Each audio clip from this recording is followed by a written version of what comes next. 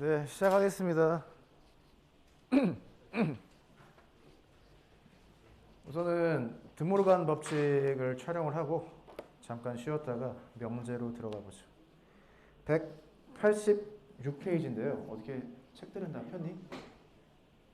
재준 학생인가? 뒤지고 영원히 거기서 드모르간 법칙입니다. 186페이지. 드모르간이 그 사람이다라고 한번 이야기했었던 것 같고요. 자, 글자 읽어보겠습니다. 다음을 통해 합집합의 여집합을 알아보자. 블라블라블라블라. 오른쪽에 위쪽에 보면은 박스로 정리가 되어 있죠. 블라블라블라블라 드모르간의 법칙이라고 한다. 그럼 공식을 먼저 써보겠습니다.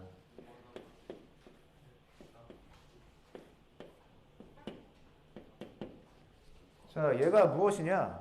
그 교과서에서 글 있었잖아요. 자, 얘가 뭐예요? 합집합의 여집합이 무엇인지 알아보자. 우선은 기호적으로 이야기를 하면 어떻게 생각하면 되냐면, 그러니까 지수에 있는 것처럼 생각하잖아요. 지수가 각각 집합의 분배가 된다라고 생각을 하면 이렇게 되겠죠. 그리고 C가 이 합집합 기호에 적용이 돼서 얘가 위아래가 뒤집힌다라고 생각하면 될 것 같아요. 그래서 얘로 바꿔서 쓸 수가 있다. 이게 드모르간의 법칙입니다. 유사하게 무엇을 또 생각해 볼 수가 있어요? 교집합의 여집합을 생각할 수가 있죠. 얘도 위에서 이야기했던 것과 마찬가지 적용해 보면 지수에 있는 게 각각 집합에 적용이 된다라고 생각을 하면 여집합 생기고요. 교집합 기호에 적용이 됐을 때는 뒤집힌다. 반대로 바뀐다. 그러면 합집합이 되겠죠. 이게 드모르간의 법칙입니다. 우선 이렇게 기호적으로 한번 외우세요. 지금은 왼쪽에서 오른쪽으로 가는 걸 했는데 오른쪽에서 왼쪽으로 가는 것도 해야겠죠. 이 C와 C를 보면은 무엇을 하고 싶다? 네, 인수분해하는 느낌으로 이렇게 묶어주겠다라는 생각을 할 수 있고, C와 C가 없어지니까 A와 B가 남겠죠. 마찬가지로 C를 끄집어낼 때 얘가 위아래가 바뀐다라고 생각하면 이렇게 바꿀 수 있겠죠. 그래서 같아진다 라고 하시면 되고, 아래 것도 마찬가지입니다. C와 C를 인수분해한다는 느낌으로 이렇게 A와 B만 남겠죠. C를 끄집어냈으니까 기호를 바꿔준다. 이렇게 우선 기호적으로 이해를 하시면 되겠습니다. 실제 얘를 어떻게 보이느냐? 그냥 벤 다이어그램을 잘 그리는 거예요. A집합, B집합 나와 있고 여집합 나와 있으니까 우리가 기본적으로 그릴 수 있는 벤 다이어그램이 무엇이다? 이런 거죠. 여기에 색칠하는 겁니다.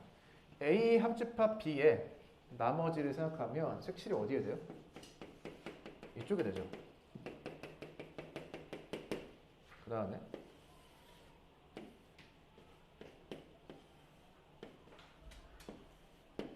A의 여집합과 B의 여집합을 표시를 해보죠. 자, A 여집합을 이렇게 표시를 하고요. B의 여집합을 이렇게 표시를 해보죠. 자, 무엇을 찾자? 공통된 부분을 찾자. 그러면 색칠이 어디에 되겠어요? 얘랑 똑같은 애 되겠죠? 네. 그래서 벤 다이어그램으로 등호가 성립함을 알 수가 있다. 아래에 있는 것도 마찬가지입니다. 그래서 지금 한 게 교과서 186페이지에 함께하기와 문제 4번을 한 거죠. 네. 이렇게 해서 드모르간의 법칙을 알아봤습니다. 아래에 있는 거 똑같이 벤 다이어그램을 그려서 일치하는지 확인해 보시면 될 것 같고요. 187페이지 문제 5번 풀어보겠습니다. 시간을 2분 드릴게요. 문제 5번.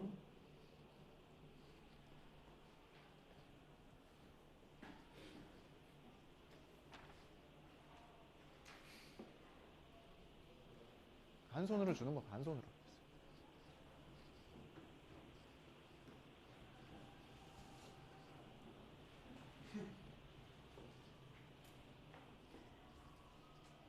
암사동 당근마켓에 팔 테니까 접속해서 예.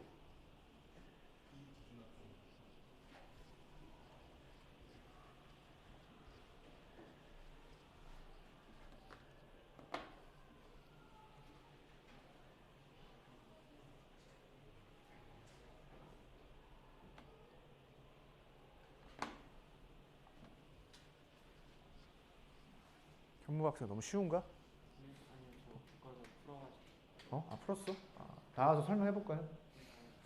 찍혀서 안 됩니다. 찍혀서 안 되고. 자, 항상 이런 문제를 푸는 방식이 두 가지가 있어요. 첫 번째, 벤 다이어그램을 가지고 그림을 그려서 푸는 방식이 있고, 두 번째, 집합의 연산을 가지고 푸는 방식이 있는데, 집합의 연산을 가지고 한번 풀어보죠. 벤 다이어그램으로 푸는 건 직접 해보시기 바랍니다. 자, A 빼기 B. 합집합. A 합 B. C. 얘가 무엇이 된다? B의 여집합이 된다라고 하는 것을 보여봐라. 그 등호 왼쪽에 있는 집합에 대한 연산을 적당히 바꾸어서 B의 여집합이 되도록 바꿔야겠죠. 해보겠습니다. A-B를 바꿀 수 있었어요. A 교 BC로 바꿀 수 있었고요. A 합 B, C. 방금 배운 드물관의 법칙을 적용하면은 이렇게 되겠죠. 이 식을 잘 보면 무엇이 보인다? B의 여집합 똑같은 게 보이고 앞에 교집합 기호까지 똑같은 게 보인다라는 거죠. 그럼 얘도 어떻게 한다? 인수분해 하듯이 이렇게 다 바깥으로 빼는 겁니다. 그럼 뭐가 남아요? A 남고 AC 남죠? 그럼 이 사이에 기호를 어떻게 해주면 되냐만 남는 거죠. 얘 써주면 되겠네. 맞죠? 이렇게. 반대로 아래에 있는 것을 꼭 비여집합을 어떻게? 분배하는 것처럼 생각하면 아래식에서 윗식으로 바뀌는 거죠. 얘는 전체 집합이 나오고요. 전체 집합하고 얘랑 교집합하는 거니까 비여집합이 나오겠죠. 이렇게 연산을 통해서 증명을 할 수가 있다. 예제 2번 보겠습니다. 예제 2번.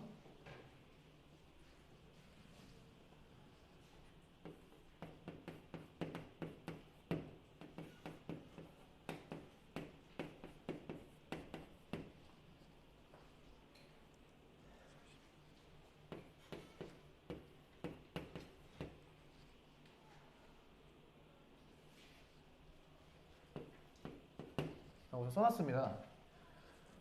전체 집합 나와 있고요. A, B 집합 나와 있어요. 그러면 우리가 A, B를 가지고 자연스럽게 생각할 수 있는 집합이 합집합하고 교집합이 있다고 했었죠. 기본적으로 4개 또는 전체 집합 포함을 해서 5개의 집합에 대해서는 잘 알고 있어야 된다. 아래 적어놓은 숫자는 집합의 원수의 개수인 거죠. 자, 문제 풀이와 관계없이 이런 데이터들이 주어져 있으면 우선 무엇을 구할 수 있다? 너의 원소의 개수가 몇 개인지 알 수가 있죠. 원소 개수 어떻게 구하죠? 3, 4는 21 더하기 17 빼기 x죠. 원소의 개수를 x라고 하면 이런 식으로 쓸 수가 있습니다. 그럼 4개가 나오네요. 4. 얘 구하셔야 되고 벤 다이어그램 그려보죠. 벤 다이어그램 정말 많이 그리죠. 이 벤 다이어그램을 보면은 4개의 부분으로 나눠져 있는데, 자, A만 있는 부분, B만 있는 부분, A랑 B가 동시에 있는 부분, 3개를 제외한 나머지 4개로 나누죠. 그래서 4개에 다 숫자를 쓸 수가 있어야 됩니다. 원소의 개수. 자, 여기 4개죠. 4를 쓰고요. A만 있는 부분은 몇 개 쓰면 돼요? 21개 있는데 4개가 있으니까 17 쓰면 되죠. B는 17인데 4개가 있으니까 13 쓰면 되죠. 다 합치면 몇 개예요?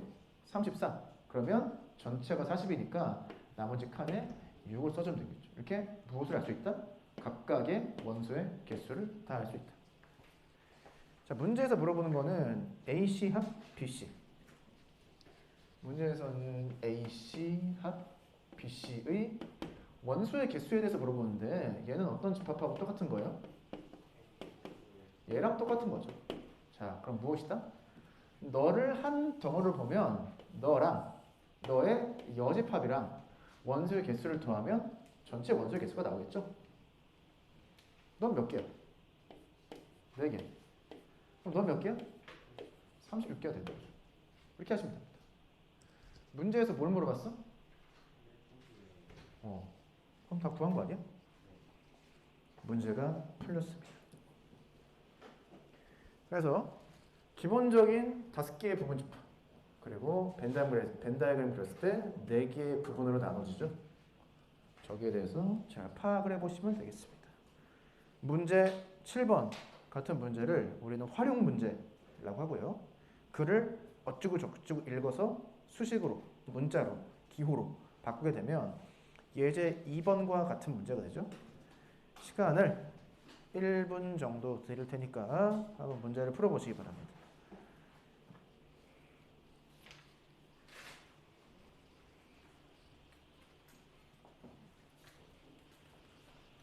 왜?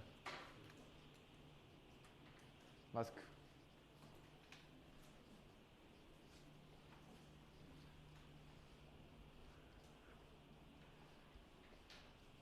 할 거 없어?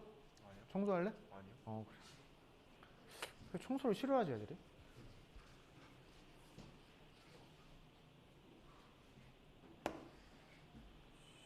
또 10만 원 벌었고요. 10만 원 받겠지? 30만 원.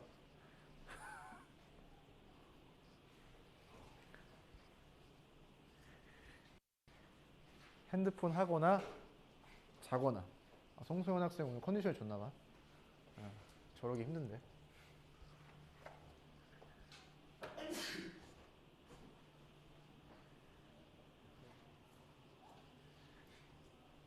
지금 수업 시간에 다루는 문제가 난이도가 너무 쉬워서 그런 건가? 진도 나가면 부교재의 킬링 파트에 대해서 이야기를 해보겠습니다. 네, 다 킬 당하겠죠? 문제 풀 때. 자, 보겠습니다. 자, 잘 보자고요. 최대한 판서를 적게 하면서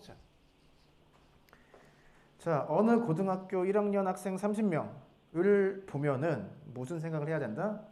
전체 집합의 원소의 개수가 30이다. 30이라고 쓰면 되겠죠? 손전등을 가지고 오지 않은 학생이 12명인데 여기에서 이렇게 하겠습니다. AC라고 쓰고 10이라고 쓸게요. 네.